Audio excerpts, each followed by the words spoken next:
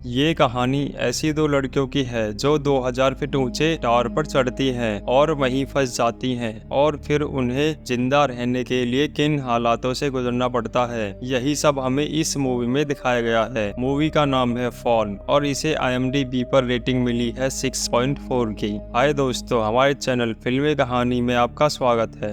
तो चलिए आज की मूवी की कहानी को शुरू करते हैं। मूवी शुरू होते ही हमें एक माउंटेन को दिखाया जाता है जिस पर तीन दोस्त क्लाइंबिंग कर रहे होते हैं। उन तीन दोस्तों में एक लड़का और दो लड़कियां होती हैं। लड़कियों में एक का नाम बैकी और दूसरी का नाम हंटर होता है और लड़के का नाम डैन होता है। बैकी और डैन हस्बैंड वाइफ होते हैं। डैन जब क्लाइंबिंग कर रहा होता है तो वह अपनी रस्सी को एक हॉल के अंदर अटकाता है। तभी अचानक उस हॉल में से एक पक्षी उसके मुंह पर अटैक कर देता है, जिससे डैन का बैलेंस बिगड़ जाता है, जिस वजह से उसकी पहाड़ से गिरकर मौत हो जाती है। डैन की मौत से बैकी को गहरा सदमा लगता है। अगले सीन में हमें एक साल बाद का समय दिखाया जाता है जहां बैकी एक बार में बैठी शराब पी रही थी। डैन की मौत के एक साल बाद तक भी वह डैन को भुला नहीं पाई, बस डैन की ही याद में रोती रहती। डैन की मौत के बाद से ही बैकी ने क्लाइंबिंग करना भी छोड़ दिया था। बैकी ने अपने पिता से बात करना बंद कर दिया और वह अकेली रहती थी। फिर एक दिन बैकी की दोस्त हंटर उसके घर आती है। हंटर बैकी की हालत देखकर बहुत परेशान होती है। फिर वे दोनों बातें करते हैं और बातों में हंटर उसे अपना नया प्लान बताती है और बैकी को अपना पार्टनर बनने को कहती है, लेकिन बैकी मना करती है और बताती है कि उसने क्लाइंबिंग करना छोड़ दिया है। फिर हंटर उसे एक टावर के बारे में बताती है जिसकी ऊंचाई 2000 फीट की होती है और हंटर का नया प्लान इस टावर पर चढ़ने का होता है, लेकिन बैकी हंटर से यह सब करने से मना करती है। हंटर फिर भी उसे मना लेती है और अगले दिन वे दोनों टावर पर चढ़ने के लिए निकल जाते हैं। टावर के पास पहुंचकर उन्हें पता चलता है कि यह टावर बहुत समय से बंद है और यहाँ पर लोगों का आना जाना भी मना है। बैकी टावर को पास से देखकर डरने लगती है, पर हंटर उसे समझाकर नॉर्मल कर देती है और अब वह दोनों टावर पर चढ़ने को तैयार हैं। हंटर बैकी को अपनी रस्सी से बांध लेती है और दोनों ऊपर चढ़ना शुरू कर देती है। पहले हंटर चढ़ती है, उसके बाद कुछ दूरी बनाकर बैकी चढ़ती है। अब वो दोनों चढ़ते चढ़ते आधे टावर लगभग 1000 फीट की ऊंचाई पर पहुंच जाते हैं, जहां से वो अपने होटल को देखते हैं जो एक खिलौने की तरह दिख रहा होता है। यहां से वे दोनों और ऊपर की तरफ चढ़ना शुरू कर देते हैं। थोड़ा ऊपर चढ़ने पर एक पॉइंट के बाद दूसरी तरह की सीढ़ियां आ जाती हैं जो बैकी के लिए ऊपर चढ़ना और ज्यादा डरावना बना देती हैं। और अब वह दोनों इतनी ज्यादा ऊंचाई पर होती हैं कि नीचे देखने पर ही उनकी रूह कांप उठती है। लेकिन हंटर बिना डरे तेजी से ऊपर चढ़ती जा रही थी। बैकी के लिए यह सब करना बहुत डरावना था और आखिरकार वो दोनों उस 2000 फीट ऊंचे टावर पर चढ़ ही जाती हैं। वे ऊपर चढ़कर बहुत खुश होती हैं। वे फोटोज क्लिक करती हैं। उनके पास एक ड्रोन भी होता है जिससे वे टावर से लटककर वीडियो शूट करती हैं। आगे हमें दिखाया जाता है कि बैकी अपने साथ डैन की अस्थियां भी लाती है जिन्हें वह यहाँ से हवा में उड़ा देती है। थोड़ा समय यहीं बिताने के बाद अब वह दोनों नीचे उतरने लगती हैं। पहले बैकी नीचे उतरना शुरू करती है। जैसे ही वह दूसरी सीढ़ी पर पहुंचती है तभी उस सीढ़ी के पुर्जे निकल जाते हैं और बैकी सीढ़ी के साथ नीचे गिरने लगती है। तभी हंटर को भी रस्सी से जोर का झटका लगता है जिससे एक साथ हंटर पोल को पकड़ लेती है और वह अपने साथ साथ बैकी को भी नीचे गिरने से बचा लेती है। फिर हंटर बैकी को ऊपर खींच लेती है, लेकिन इस सब के बीच बैकी के हाथ से उनके सामान का बैग छूटकर कुछ दूरी पर लगे एंटीना पर जा गिरता है और बैकी के पैर में काफी गहरी चोट भी लग जाती है। अब फिर से वे दोनों दोबारा नीचे उतरने की बात करती हैं और जब वे नीचे देखती हैं तो सारी सीढ़ियां टूटकर नीचे गिर गई होती हैं। यह सब देखकर बैकी बहुत डर जाती है। अब उनके नीचे जाने का रास्ता बंद हो चुका था। फिर वो दोनों मदद के लिए अपने फोन निकालती हैं तो उनके फोन में सिग्नल नहीं होते हैं। बैकी की नजर पोल पर लगे एक बॉक्स पर जाती है जिसके अंदर उन्हें एक दूरबीन और फ्लेयर गन मिलती है। आगे हमें दिखाया जाता है कि बैकी को प्यास लगने लगती है, जिससे बैकी का ध्यान फिर से बैग पर जाता है और वह बैग को वहां पड़ा देखकर बहुत परेशान होती है, जिस पर हंटर बैगी को समझाते हुए कहती है कि वो जो सीढ़ियां नीचे जमीन पर गिरी थी उनकी आवाज किसी ने जरूर सुनी होगी और अब तक काफी लोगों ने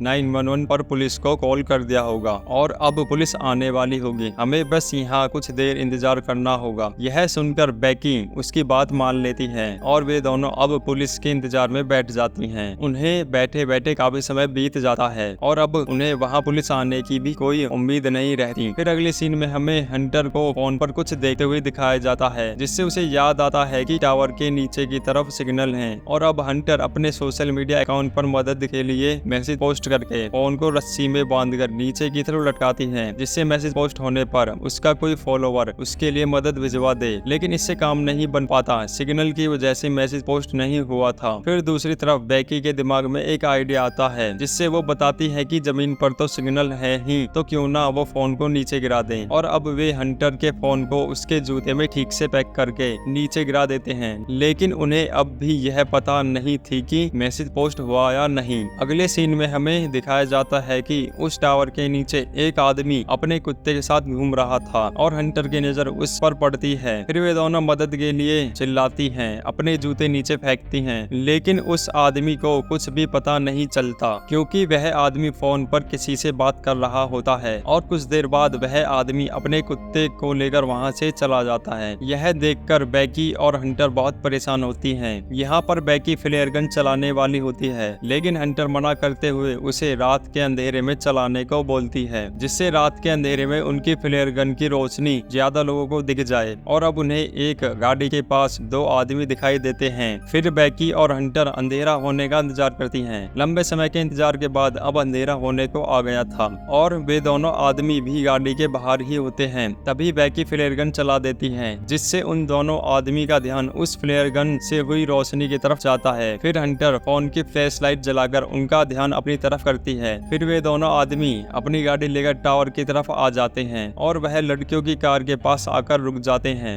बेकी हंटर उन्हें मदद के लिए चिल्लाती रहती हैं, पर वे आदमी उनकी कार चुरा ले जाते हैं। यह देखकर दोनों लड़कियां अंदर से टूट जाती हैं और अब उन्हें पता चल जाता है कि उन्हें बचाने के लिए कोई नहीं आने वाला। वह दोनों उस 2000 फीट ऊंचे टावर पर फंस चुकी हैं। वह टावर एक सुनसान जगह पर था, उसके दूर दूर तक कोई घर नहीं था। रात काफी हो चुकी थी। बेकी और हंटर बैठी बातें कर रही थी। उन दोनों के बीच डैन को लेकर बात होती है, जिससे बेकी को पता चलता है कि हंटर का डैन के साथ अफेयर था। बेकी यह सुनकर टूट जाती है और उसका डैन के लिए प्यार और दुख कम हो जाता है और वह अपने डैड को बहुत मिस करती है। फिर अगली सुबह हमें उन दोनों को चुपचाप उस टावर पर बैठे हुए दिखाया जाता है और अब हंटर बैग को लाने के लिए नीचे उतरने का सोचती है। वह एक रस्सी की मदद से नीचे उतरती है, लेकिन हंटर जिस रस्सी से नीचे जाती है वह रस्सी इतनी बड़ी नहीं होती कि वह उस बैग वाली जगह तक पहुंच जाए, इसलिए वह खुद को रस्सी से अनक्लिप करके उस एंटीना पर कूद जाती है। फिर हंटर उस बैग को लेकर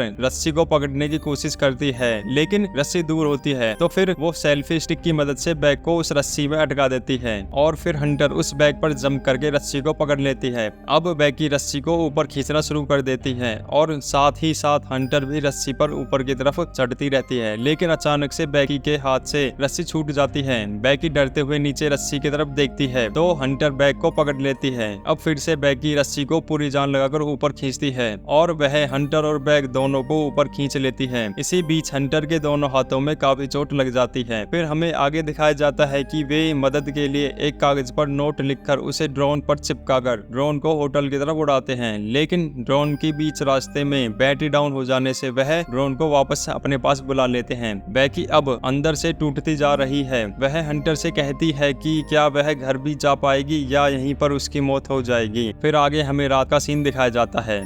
बेकी हंटर बैठे हुए थे, तभी बेकी का ध्यान उनके ऊपर जल रहे बल्ब पर जाता है और बेकी बल्ब की कनेक्शन से ड्रोन को चार्ज करने का सोचती है। फिर वे दोनों सुबह होने का इंतजार करती हैं और सुबह होते ही बेकी ऊपर चढ़ने लगती है। इस पोल पर चढ़ना बहुत मुश्किल होता है क्योंकि इस पर सीढ़ियां नहीं होती। फिर भी बेकी ऊपर चढ़ जाती है और ड्रोन को चार्ज करने लगती है। इसी बीच गिद्ध उस पर हमला करने लगते हैं, पर वह अपने आप को किसी तरह संभाल लेती है और ड्रोन फुल चार्ज होते ही वह नीचे आ जाती है। बेकी ड्रोन को 10 बजे उड़ाने को कहती है क्योंकि उस समय होटल में ज्यादा भीड़ होगी। अब वे दोनों 10 बजने का इंतजार करती हैं। यहाँ पर बेकी का ध्यान पैर में लगी चोट पर जाता है, जिसका घाव बढ़ता जा रहा था और उसमें से बदबू भी आने लगी थी। अगले सीन में हमें बेकी को ड्रोन उड़ाते हुए दिखाया जाता है, जिसे वह होटल की तरफ ले जा रही थी। ड्रोन तेजी से आगे बढ़ रहा था। ड्रोन होटल पर पहुँचने ही वाला होता है, तभी एक तेज रफ्तार से आता हुआ ट्रक ड्रोन को कुचल देता है, जिससे ड्रोन होटल पर पहुँचते पहुँचते रह जाता है। यह आवाज सुनकर ट्रक ड्राइवर ट्रक रोकर नीचे उतरता है,